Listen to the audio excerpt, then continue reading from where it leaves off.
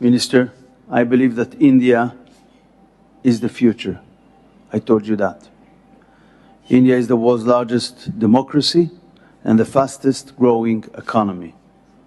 India is a global superpower. Israel is a regional powerhouse. Our nations already shares a warm friendship. अच्छा, वैसे जो Israel और भारत में 1960 की दहाई में फौजी ताउन शुरू हो गया था, लेकिन अब ये इंसानियत के जो दो ये मुजरिम हैं बाकायदा, मोदी और नेतन्याहू, इसे एक नई बुलंदियों पर पहुंचाना शुरू हो गए हैं। इस वक्त इजरायली फॉरेन मिनिस्टर जो हैं वो भारत के अंदर है। उन्होंने तो ये भी कह दिया जनाब कि इंडिया जो है वो ग्लोबल सुपर पावर है, और उन्होंने अपने आप को रीजनल सुपर पावर कह दिया। India is the biggest superpower, economic superpower in the world. India is a global superpower.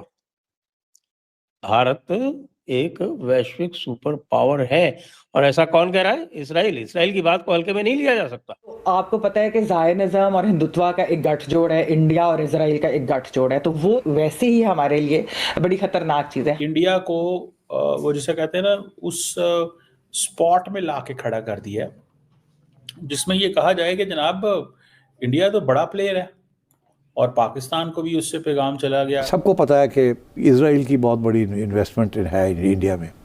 Indian arm forces and Israeli arm forces are like this. भी बात हो रही है इसराइल से, उसमें पाकिस्तान का न्यूक्लियर प्रोग्राम भी शामिल है। अमेरिका के राष्ट्रपति डोनाल्ड ट्रंप ने कुछ टाइम पहले भारत की इकोनॉमी को एक डेड इकोनॉमी बताया था। उन्होंने कहा था कि भाई भारत की जो इकोनॉमी है वो पूरी तरीके से मर चुकी है, भारत की इकोनॉमी में कोई ताकत नहीं है, ये एक बर्बाद इकोनॉमी है। तो भाई डोनाल्ड ट्रंप को जवाब दिया इजराइल के फॉरेन मिनिस्टर गिदोन सार ने। उन्होंने ये कहा कि भारत जो है ग्लोबल सुपर पावर है, और खुद को बताया कि इजराइल जो है वो रीजनल सुपर पावर है। मतलब अपने एरिया का भाई बादशाह जो है वो इजराइल है, और दुनिया का बादशाह इस टाइम पर भारत है। तो भाई इजराइल के फॉरेन मिनिस्टर ने भारत में बैठकर डोनाल्ड ट्रंप को जवाब दे दिया उसकी डेड इकोनॉमी वाली बात पर।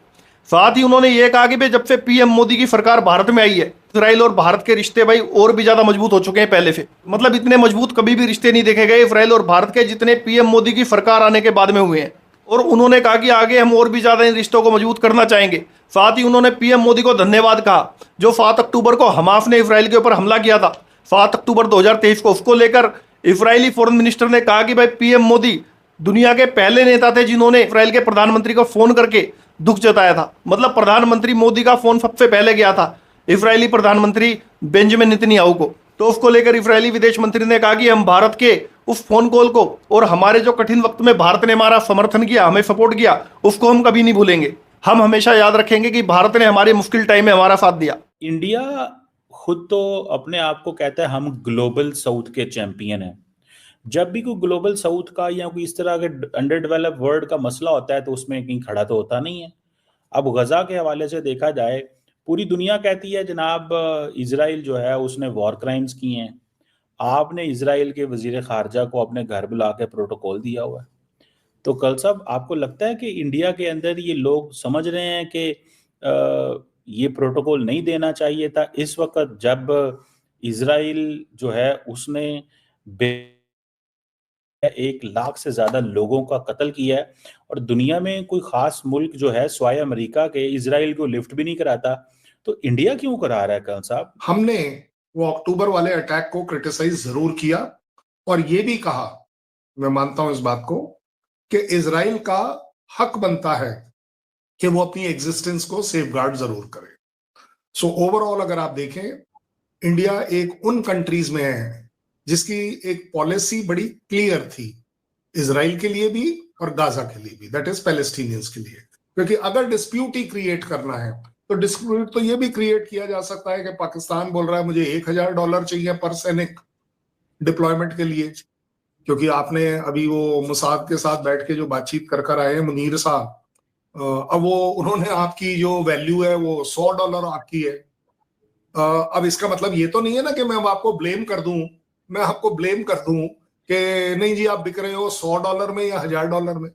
बात बिकने की नहीं होती है। एक बड़ी अच्छी सी बात करने की कोशिश कर रहा हूं मैं कि अगर पीस गाजा में लाने के लिए पाकिस्तान आर्मी लगती है तो बड़ी अच्छी बात है।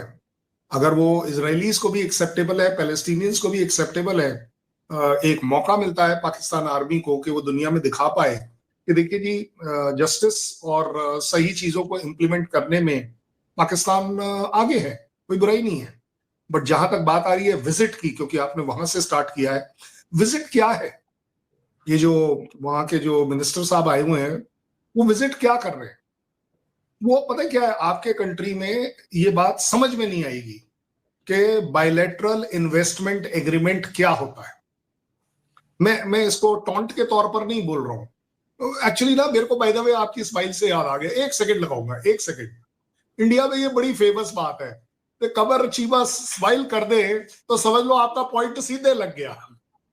Country which has committed a genocide, आप ट्रेड की बातें कर रहे हैं यार। दुनिया में आपकी $4 ट्रिलियन, मेरी बात सुने ना, $4 ट्रिलियन की आपकी इकोनॉमी है।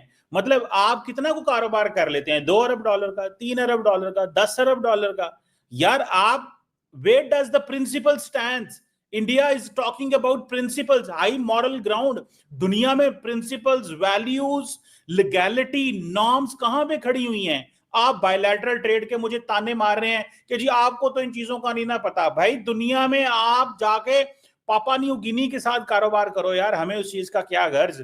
लेकिन a country that is committing war crime, a country whose prime minister has been called a war criminal by international criminal court, the defence minister, मतलब आपकी तो, आप तो जो क्या नाम है अपने, जो गांधी साहब के यार पैरोकार हो आप, तो वो इंडिया हो यार। मतलब आप आज के जमाने में हमें बताते हो बायलैटरल ट्रेड।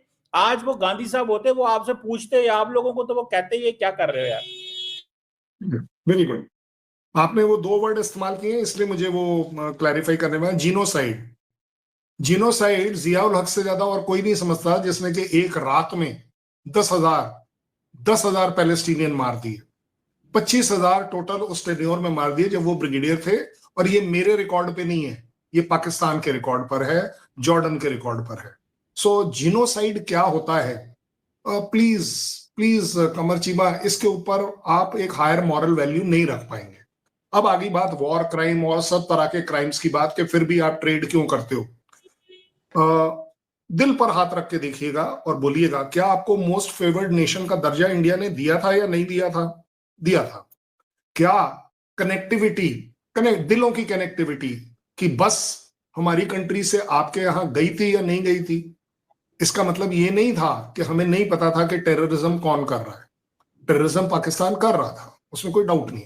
उसके बावजूद हम आपके साथ इतने टाइम तक ट्रेड करते रहे, तब आपको खराब क्यों नहीं लगा? तब कमर चीमा ने क्यों नहीं बोला कि सर क्या बात कर रहे हो, एक तरफ तो आप लोग बोलते हो कि हम टेररिज्म कर रहे हैं इंडिया में, और दूसरी तरफ आप हमारे को ट्रेड में मोस्ट फेवर्ड नेशन का भी दर्जा दे रहे हो। देखो, आपका वजीर आजम फोन टीवी पे आगे खड़ा होकर कहता है, ओए पाकिस्तानियों, ठीक है, मेरी बात मानो, नहीं तो मेरी गोली तो है ही। मतलब आपको क्या किताबों में कभी दुश्मन लिखने की जरूरत है?